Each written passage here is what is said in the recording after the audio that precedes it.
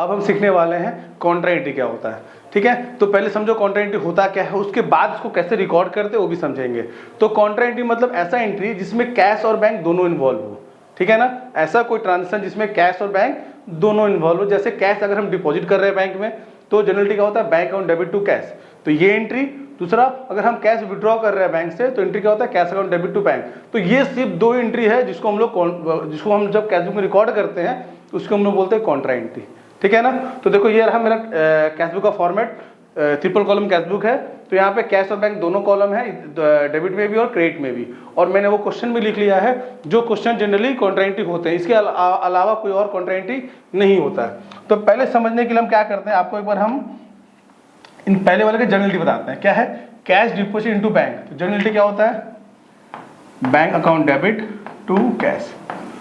तो जैसा कि बात हुआ था हमारा, ऐसा एंट्री जिसमें बैंक और कैश दोनों इन्वॉल्व होता है उसी को बोलते हैं कॉन्ट्रा एंट्री। तो यहाँ पे क्या रिकॉर्ड करेंगे, टू कैश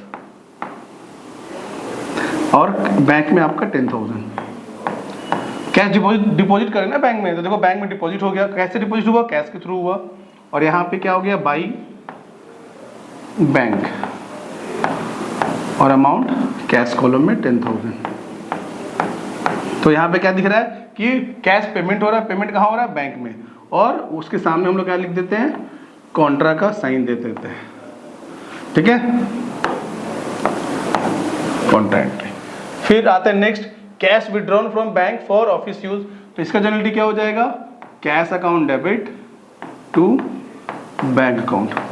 तो यहाँ पे कैश आ रहा है और बैंक से पेमेंट हो रहा है, तो यहाँ पे हो जाएगा टू बैंक अमाउंट आपका कैश कॉलम में 15,000 साइन दे दिए, और यहाँ पे बाई कैश और अमाउंट बैंक कॉलम में।